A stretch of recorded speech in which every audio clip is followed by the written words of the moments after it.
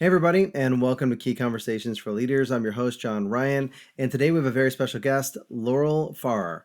Laurel is the founder of Distribute Consulting and the Remote Work Association. She is also the one who leverages virtual workforces to solve corporate and socioeconomic concerns. A global thought leader on the topic of remote work, Laurel collaborates with world's leading businesses and governments to eliminate virtual worker discrimination, prevent policy retraction, increase remote job accessibility, train distributed leaders, and design economic initiatives. On top of that, she's also a Forbes contributor. Welcome to the show, Laurel.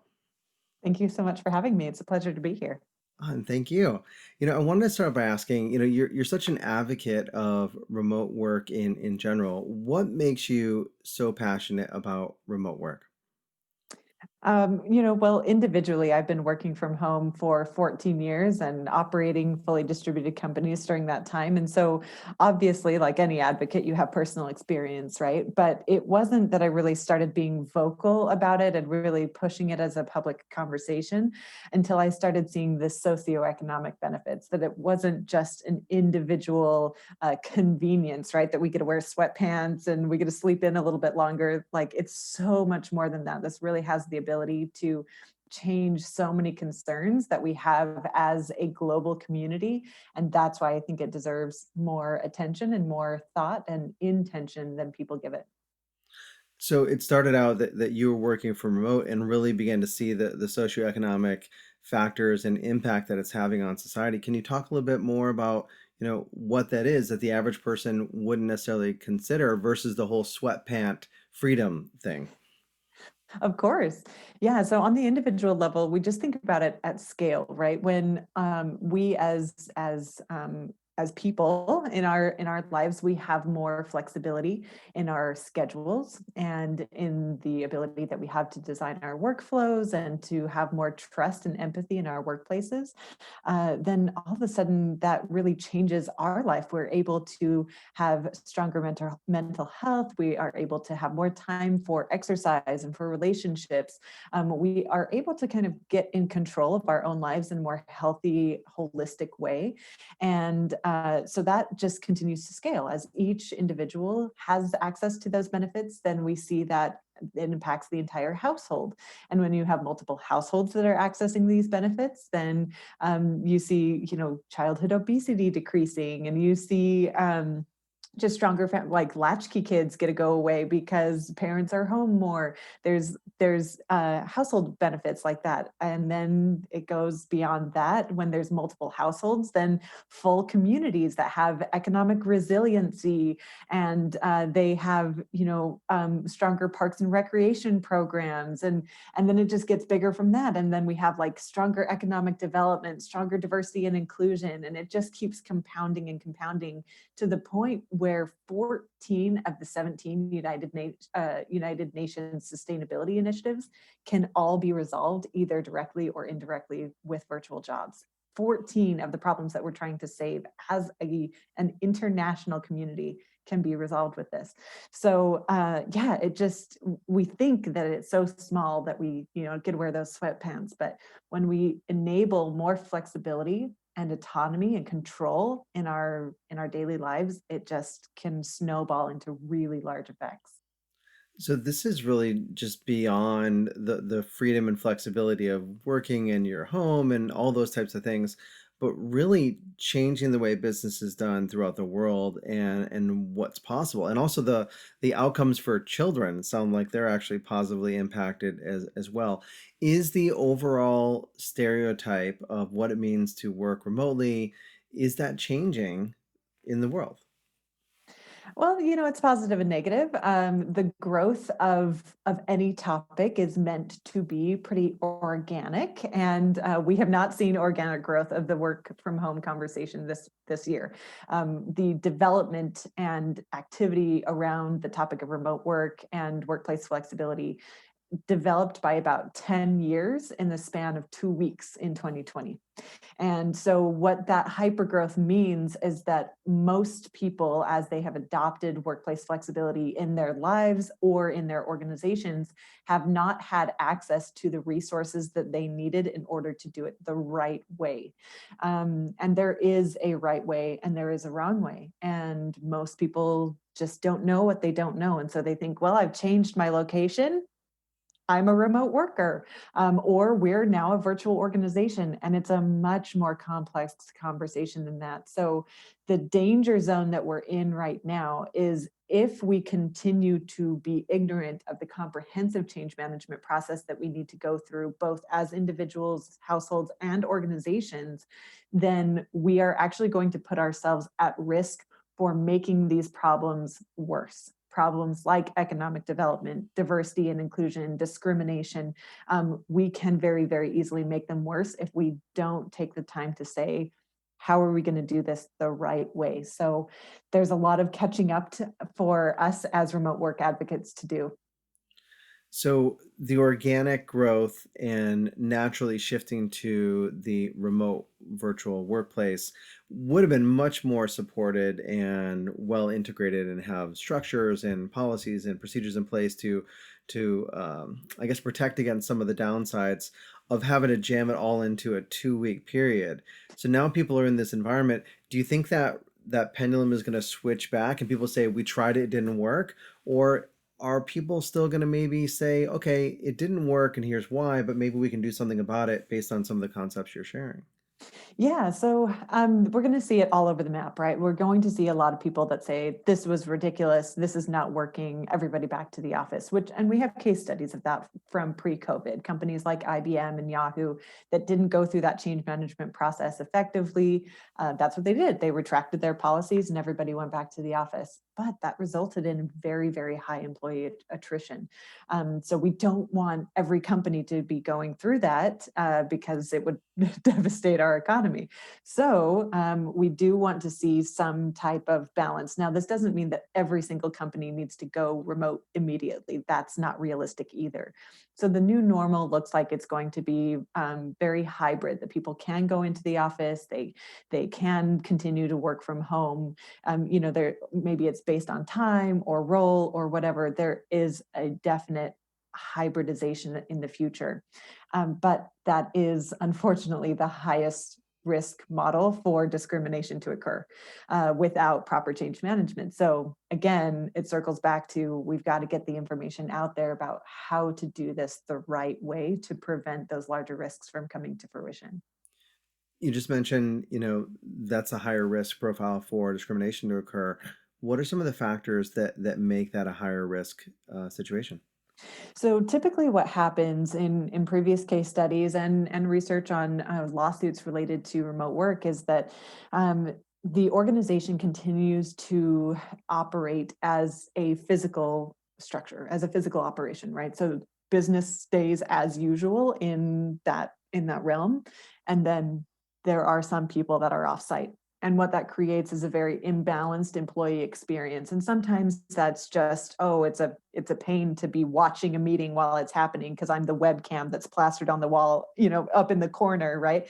So like sometimes that's very, very minimal, like I can't quite hear what those people are saying, but that can also very quickly and easily compound into larger problems like it's out of sight, out of mind. And so there's career stagnancy, or they're being passed up for promotions, or there's unequal bonuses being provided because results and productivity aren't being tracked equally. So the goal is not to have a physical operation with a partial virtual workforce. The goal is for the entire organization to be operating as location irrelevant, and which means that you're all seeing the same tools, the same information, the same resources in the cloud or in virtual tools. And you can access those from anywhere that you are. So whether you are at home, whether you're at a client's office, whether you are right in HQ, you can be equally as productive and efficient in your role. So location irrelevant is really the gold standard, which gives you the flexibility to be at headquarters, be at home, be at a remote office. It doesn't really matter. The same resources, opportunities, and tools would be there for you. From a manager's perspective, what are some of the things that managers and leaders need to do to maintain an engaged workforce that it's becoming more and more decentralized? Mm. I think the very first thing they need to do is they really need to set the terms of performance expectations and what is expected of all of us in this new virtual context. Typically, a remote work policy is a great way to start with that. We've got a free checklist on our website at distributeconsulting.com. Anybody can access it and download it. But that really takes a company and a team through the different types of conversations that need to be had in order to articulate what is this going to look like in our organization. Who is going to pay for what, and what hours am I expected to be online, and what are communication expectations like response times, and what is our culture going to look like in the distributed context. Like, there's so many questions that need to be answered in order to articulate this is what we expect of you, because we don't have that environmental cue of walking into an office and just seeing, oh, everybody sits at their desk, they're very heads down, they're very quiet, everybody leaves at 5 o'clock. Like, this person might need help, they look really frustrated. We don't have any of that. And so we need to articulate it in our organizations and define exactly how we are supposed to be working in this new virtual context. Now, it's a tricky conversation to have, because um, part of the information that is missing from the hypergrowth of the industry is legislation. So there are no laws that exist for work from anywhere or work from home. There are none. And so there is nothing to say this is what you should be doing, or this is what you legally are required to provide to your employees. Or employees, if you experience A, B, and C, you have the legal right to speak up and get compensated for it, or whatever. Nothing like that exists yet. And so we're in a very precarious situation that we are at high risk for a lot of industries and a lot of companies to do whatever they want. And we hope that they choose the ethical thing to do, for the sake of building culture and retaining their workforces. But a lot are not going to, and that's going to be a dangerous future for a lot of people. That is really surprising. I didn't know there was any area of life that wasn't governed at this point in time. Welcome to the wild, wild west, my friend. It's the new digital frontier, I think we could say perhaps. Yeah, exactly. But it's so interesting that you point out the social cues that are there, right? What time do we go to work? How long is lunch? What time do we wrap it up? If you're starting a new company or at a new company and you're an employee, you don't know when to turn off your computer and be done from that perspective, which can also not only lead to like overdoing it or underdoing it in some cases, but also burnout. Do you Yeah. have any suggestions? Because there's a lot of concern about the social connection for kids, for example. People ask when they're doing Mhm. remote learning, social. Well, the same concerns exist in the remote world. Is there a higher risk for burnout? Is it the same? And also, where does that social component come in? Yeah, that's a very, very good question. Most managers are very concerned and very afraid that nobody will be working if they can't see them. The irony of that fear is that on average, remote workers work 2 to 4 hours a day more than they did in the office. So it is very, very significant increase in productivity. And that creates its own set of problems that the managers say, well, great, keep it going, work harder. And so they continue to push this unspoken pressure on the employees that you have to be working all the time in order to keep up this productivity or increase this level of productivity, or to just prove that you actually are working. And so it becomes a very, very dangerous territory. Burnout is by far the largest problem for remote workers, and because of a lot of reasons. That one is this unspoken pressure from managers to prove that they're working. Another is just the fact that they are working more, both in quantity and in quality. They're working deeper, they're working harder, they're working longer, and they're just wearing out. But then, even in addition to that, psychologically, we used to have a very large buffer zone between work and life. It was an hour and a half, 2 hours between waking up and getting to work. And we had all of these psychological rituals that would help our brain slowly ramp up into work mode, like getting dressed and stopping for breakfast and driving in the car and going up the elevator. Like all of those things help tell our brain one small step at a time, it's time to get ready to work. And then we had the same decompression cycle at the end of the day to say, okay, now it's time to get ready to go home. And there was a very clear line between work and life. And yeah, sometimes you thought about work at home and vice versa, but overall, it was a pretty strong line. Now we are toggling like crazy, thousands of times an hour. We're going from work to life to work to life to work to life. We're on a meeting and our kid comes in and asks for lunch, and then the dog barks, and we're still delivering this report all at the same time. And it's mentally exhausting for us. So yeah, in the amount of work that we're doing, in the psychological Olympics that we're in all day, it's very, very high risk for remote workers alone. Then when you add to that the social burnout that's adding, just that all of us are going through because of the pandemic and the economy and environmental sustainability, social injustice, like all of these things are weighing on our minds and hearts constantly. Burnout isn't just a risk, it's an inevitability for all of us. So just kind of getting a pattern emerging there, and thank you for going into the multidimensionality of this issue, especially the psychological one, right? So there used to be a barrier, there used to be a boundary between work and home life. Now that's kind of gone away.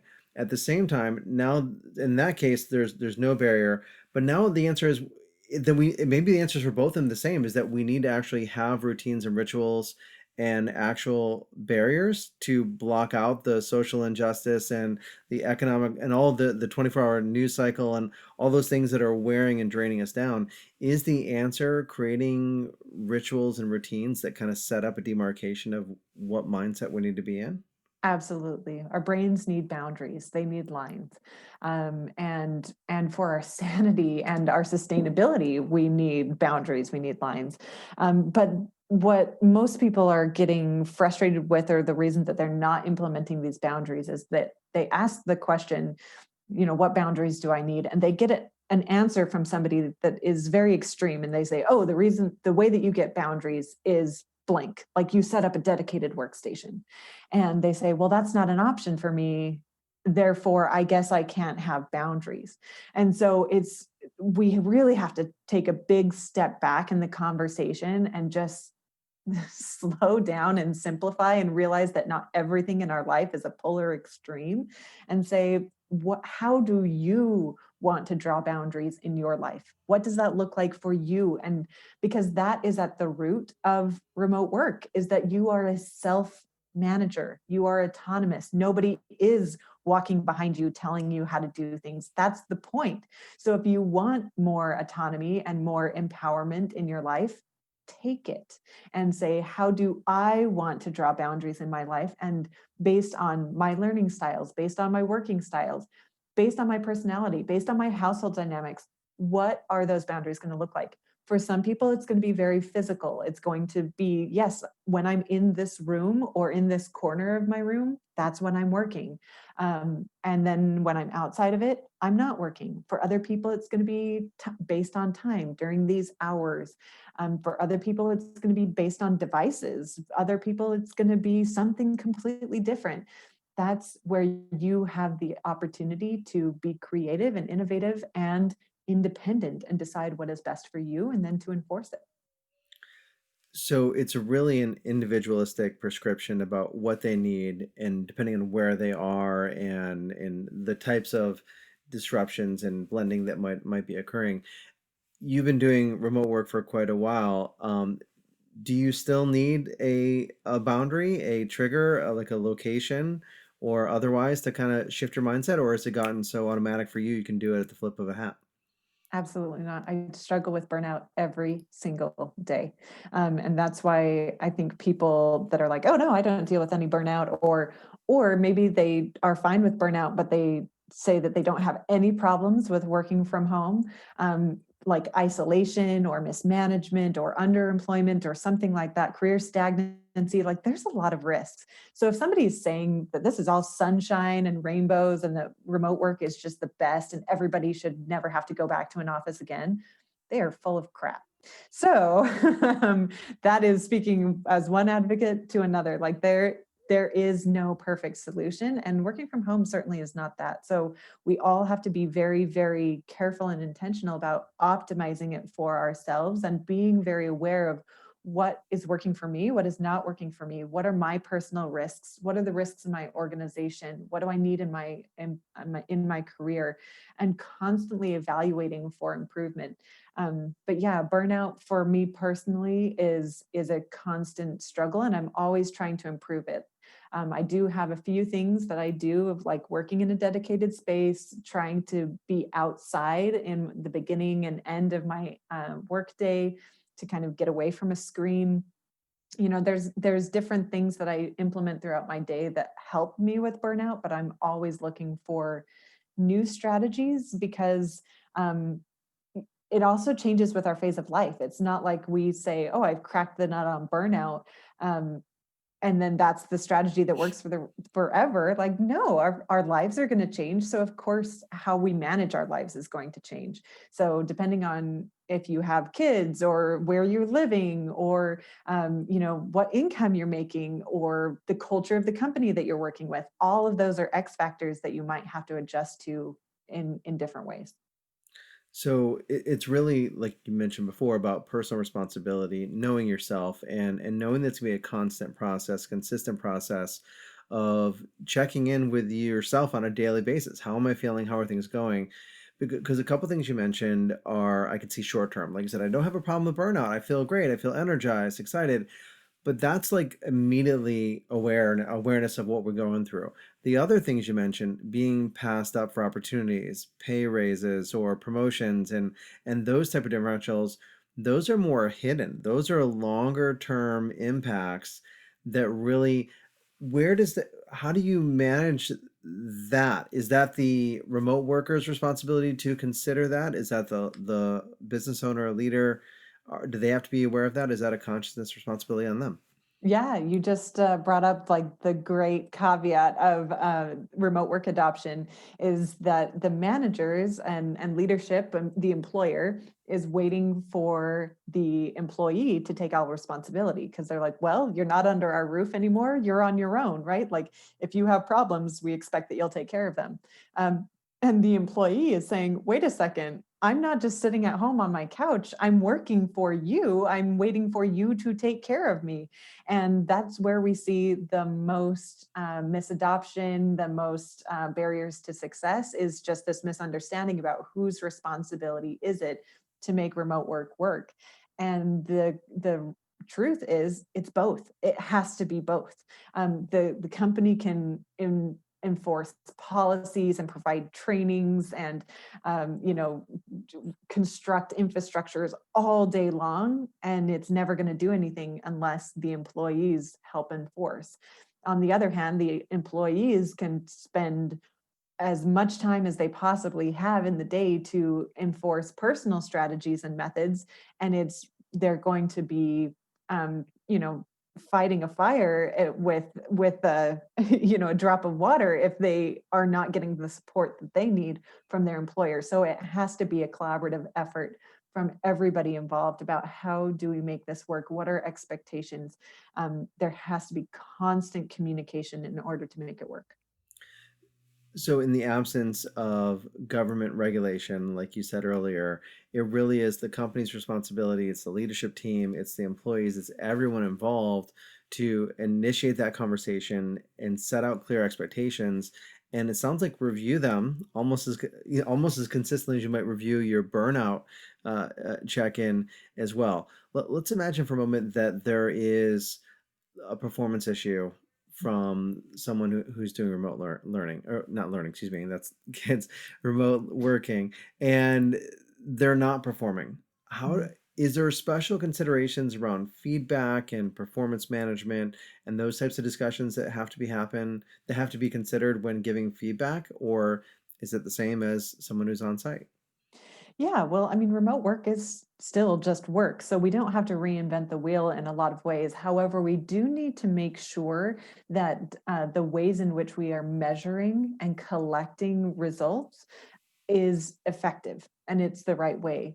Because if we're just measuring somebody on based on how we have perceived them visually in the office, right? Like they're a very charismatic person, or they seemed like they were always very busy, or I always saw them talking to the right people, like they must have been doing a good job. Then that has been extremely inaccurate reporting, and frankly has fueled a lot of discrimination for many, many, many years. So we need to make sure that we are truly measuring and tracking true productivity, which is very results based. And thankfully, those results are easier to measure in a virtual context than it is to when we can't see them, right? So that's why results based work environments are much more conducive to virtual work than traditional operations, because we're saying, well, I don't need to watch you do your work to know that you did a good job, because I know that I gave you the assignment, you turned around within an hour and a half and it was done. Obviously, you made good use of your time, and I see the results in front of me. They're very impressive. Congratulations, you're a hard worker. I didn't need to watch you do that to prove that. Um, so that being said, like getting to the feedback point is we need to make sure that we are giving feedback on the right things, right? As opposed to like, I called you at 3 o'clock and you didn't answer, therefore you must not be working. And it's like, I've been working since 3 a.m. So that I could take a break at 3 p.m. and go pick up my kids from school. Like, hang on one second, right? So we need to have more visibility into productivity and measuring those results. Then after we give that feedback, we need to be more transparent and open in our communication. We need to make sure that we are compensating what we don't have environmentally or contextually with nonverbal communication or subtle hints and cues. We don't have that. So we need to be very, very articulate in what we're saying in our feedback sessions and being very empathetic. That is still the same, right? Like we needed to do that in the office. So the feedback session itself won't change much. The only thing that we need to think about specific to working from home is that when we're giving people feedback, and specifically when they're in a home office and not just a co-working space or not just on the road, but when they're working from home, home is where people are safe. Home is where people are able to be their true, authentic, genuine selves. It is the only safe place that they have in the world, or for most people. So when we are critiquing somebody in that space, then they are hearing it personally and professionally. So we have to be very, very empathetic in the feedback that we give, and make sure that our feedback is very based on results and based on measurable criteria, that has all happened at work, and that we're not saying anything that could be interpreted as you're a bad person, you're a negative as an individual, it's not working. There's no personality things, because what they're hearing is I'm a bad person in my safe space. There's nowhere safe for me to go to. I can't escape work. And then that is going to fuel a mental health crisis. So yeah, we just in terms of the feedback session need to keep it very, very data driven very focused on work, and be cognizant that they are in a very much more vulnerable state than they usually are. They can't, come into work and put a brave face on and then go home and cry like they are at home. And we need to be more sensitive to that. It's a really interesting, fascinating point because we don't have that boundary. We don't have the hour and a half, 2 hour work commute to get to or fro and change our opinion and get into that state and put on that persona. So you really, as a manager, you have to be more sensitive, have empathy, which we've always had to have as well. And as the employee, probably even more important to have those boundaries so that we can, as best we can, replicate that for the benefit of our family too, so that they can not have to suffer the work pains as well. Just to ask out of curiosity, what is the favorite thing that you have experienced? Like your favorite thing about working remotely? What has been really most impactful for you? For me, it's been able to have more control in my career and to experience discrimination less in the workplace. That my results speak for themselves. In terms of office performance, I'm not great. I don't like to go and schmooze with all of the people at lunch every day, and I like to just have my head down and just work and get stuff done. And so office politics, office dynamics were tricky for me. I was more introverted, just more focused, and that led to a lot of competition. But I'm also somebody that likes to think before I speak. And so if somebody were to raise a fight, I couldn't really defend myself well. And then obviously there was a high level of discrimination in terms of me being a young woman in the workplace and trying to compete with older men for the same roles. And like office politics are something that were really discouraging. There was a lot of opportunities that I missed um, because of that. However, in remote work, your results speak for themselves. And so when I shifted over to this type of business world is when I really came to fruition, and I could say, yeah, my results speak for themselves, and people were able to see the value that I was bringing professionally, not just socially, and which I always felt like that was my job anyway. Like I'm great socially in my social environments, but this isn't a social environment. This is a work environment. So it was always a bit of a conflict for me. But yeah, that's for me personally, that's what I appreciate, that I can feel much more successful in my career. And I feel like I can have a bit more control. Now, I don't want to paint a perfect picture either. There is certainly plenty of sexism and racism and ageism that still happens in remote work. We just have certain tools that can help combat it, but it's still not perfect. That's fair. That's fair. Well, and thank you for sharing that as well. Where do you see the future of remote work going? The irony of this is that the term remote work will cease to be a term. That's the future of remote work. That it won't be remote work anymore. It's just going to be work. So, people will be more flexible in the workplaces, like we talked about earlier. They'll have the empowerment to work from a location that suits them best for a certain task or for a certain mindset. So there's just going to be a lot more flexibility in where we work, and overall, it's a shift into the mindset that work is somewhere. It's not somewhere that we go; it's something that we do, and so we can be just as successful and just as professional as at home as we can in the office. And so our value is something that we provide, not just because we're sitting in a certain seat. Fantastic. Laurel, thanks so much for spending time with us. What's the best way for people to get in touch with you, your organization, and find out more about what you do and have a conversation with you? Yeah, well, to connect with our team of remote work experts and consultants, the best place to find us is our website, which is distributeconsulting.com. But for me individually, social media is great. LinkedIn or Twitter, I'm the only Laurel Farrer, and so it's pretty easy to find me. But that's a great way to connect as well. Wonderful. Thanks so much for being here. Thanks for having me. And thank you all for listening. Until next time, develop yourself, empower others, and lead by example.